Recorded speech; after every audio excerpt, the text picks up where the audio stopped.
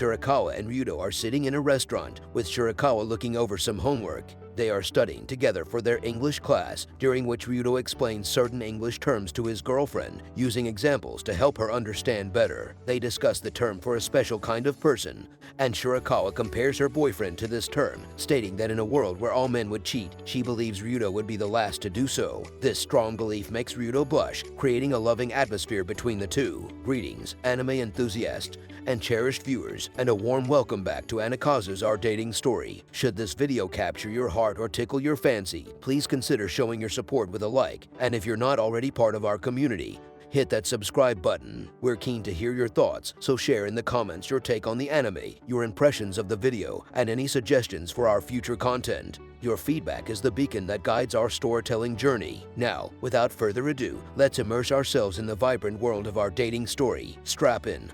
The adventure begins now. Ryudo and Shirakawa's walk through the meandering paths of their neighborhood is enveloped in the tranquility of the evening, the sinking sun casting long shadows that mingle with the crisp early hints of autumn. The ease of their companionship is palpable, the result of days filled with shared experiences and quiet understandings that have knitted their lives closely together. The topic of their upcoming one-month anniversary arises as naturally as the evening breeze, introduced by Shirakawa with a lighthearted tone that belies the significance of the milestone. The conversation takes a turn from the routine to the celebratory, with Shirakawa proposing a seaside getaway to mark the occasion. The suggestion of the beach brings with it the promise of a new setting for their budding romance, a canvas of sun, sea, and sand waiting to be colored by their memories. Ryudo's heart races at the thought, not just at the prospect of commemorating their relationship, but also at the mental image of the carefree day ahead. The beach, with its rhythmic waves and endless horizon, presents the perfect backdrop for their celebration. The thought of the salty air, the laughter of beachgoers, and the cool water lapping at their feet weaves a picturesque scene in his mind. He imagines the two of them there, the sun casting a golden glow on their skin,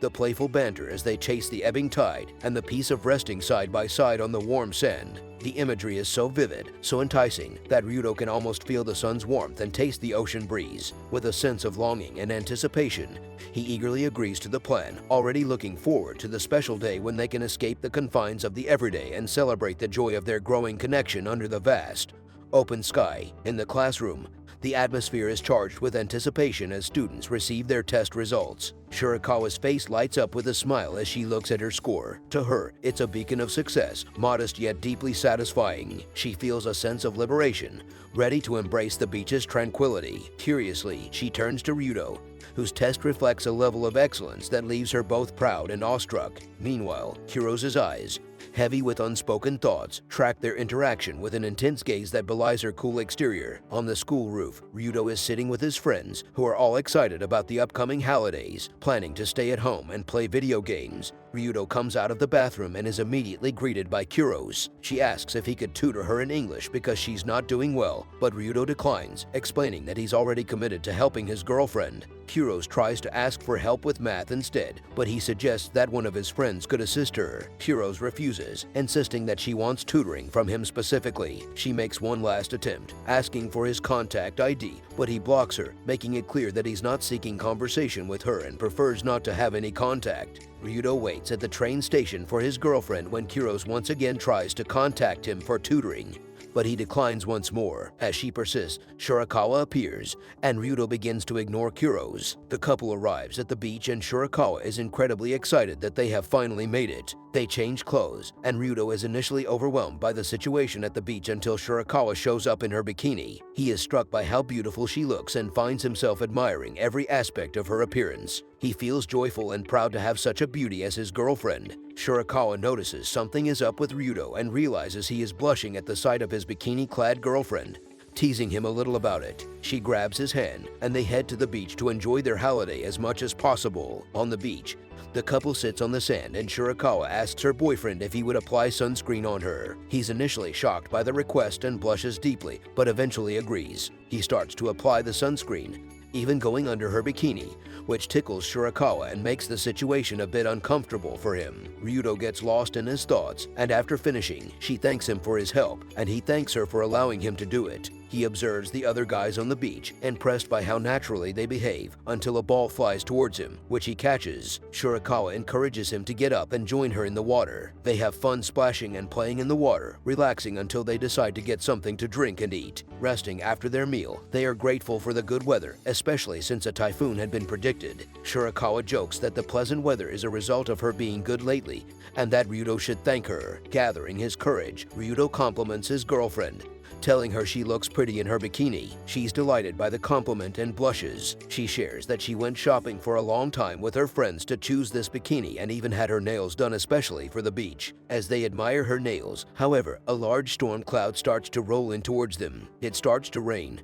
and the couple stands in front of a hotel, calling their parents to ask if they can stay overnight. They initially consider getting separate rooms, but it's cheaper to share one. Shirakawa doesn't mind, so they decide to share a room. In the room, Ryudo offers to let his girlfriend use the bathroom first while he changes, as they both got wet in the rain. She is happy with the arrangement and takes up the offer to go to the bathroom. Ryudo is once again overwhelmed by the situation, thinking they might take the next step in their relationship. He can't stay still and starts doing sit-ups. Shirakawa catches him in the act and is surprised to see her boyfriend so fit. She wants to feel his abs. But this is too much for Ryudo, who blocks her advance and decides to take a bath himself while she apologizes to him. In the bathroom, Ryudo is confused about what just happened and tries to make sense of it. They sit down to watch the news and Ryudo notices the beds are close together, then looks at Shirakawa. She is embarrassed by his gaze because she has no makeup on and fears she looks unattractive, but Ryudo compliments her, saying she looks pretty and cute. This makes her blush, and they both lie down to sleep. Ryudo and Shirakawa lie in bed, unable to sleep. At this moment, Shirakawa asks him if he wants to do it. However, he asks her if she's sure and really in the mood, to which she responds that it's mean to keep him in suspense like this. He worries she might revert to old patterns, but she assures him that's not the case because her feelings for him have grown strong, which pleases him. She shares that she never felt the urge to initiate physical contact in her past relationships as she does with him. In their relationship, her desire has grown since their first kiss, and she expresses that her love for him has deepened over the past month. She believes that as their relationship continues, her affection and desire to touch him will only increase. Hearing this, Ryudo agrees that they should sleep, suggesting they should only take the next step when Shirakawa truly wants to. She wonders why he's so kind, and he responds that it's because he loves her very much. Shirakawa asks for a hug, and he agrees, sitting up to embrace her, which they both deeply enjoy as they haven't really hugged each other before. Shirakawa hopes it will be just as special at their 2-month anniversary, and eventually, they fall asleep holding hands. Meanwhile, Kiro sits in her room, upset that Ryudo hasn't responded to her messages. She wonders why he chose Shirakawa over her and comes up with an idea. The next day, Ryudo takes his girlfriend Shirakawa home and says goodbye to her. He couldn't sleep a wink the previous night, overwhelmed by the sweetness of falling asleep hand in hand with her. Deciding to head home to catch up on sleep, he unexpectedly runs into Shirakawa's friend Nikaru. Nikaru pulls him into the restaurant where she works, offers him something to eat, and starts inquiring about his relationship with Shirakawa. She mentions that Shirakawa thinks a lot about Ryudo and asks if that bothers him, which he denies. He shares that Shirakawa's ex-boyfriends always felt smothered by her attentiveness and called her a demon. Nikaru explains that a relationship is only balanced when both partners are open with each other, including sharing their problems, and Ryudo finds this perspective insightful.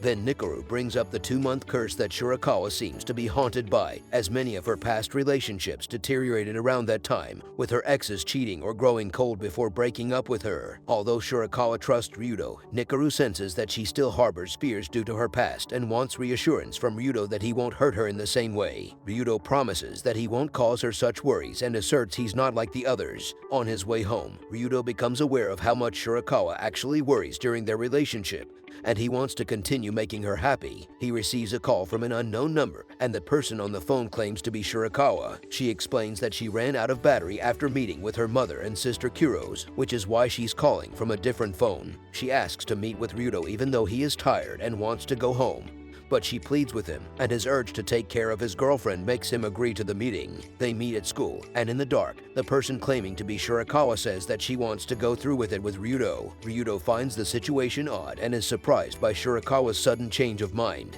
As the person pretending to be Shirakawa gets closer to Ryudo, it becomes apparent that it is actually Kuro's. Meanwhile, the real Shirakawa is at home talking with her friend, affirming that Ryudo is hers and that he is special to her. And there we have it, friends, the end of another enthralling episode. If you found yourself captivated by today's video, I encourage you not to let the journey end here. Show your appreciation by giving us a thumbs up and consider joining our vibrant community by subscribing. Your engagement is our motivation. Drop a line in the comments to share if you've seen the story unfold from start to finish and to voice your anticipation for future installments of this anime saga. Remember, every like, comment, and new subscriber energizes us to create more content you love. That's all for today from Anikazu. We're already looking forward to our next meeting. Until then, goodbye and keep the spirit of anime alive. Spirit.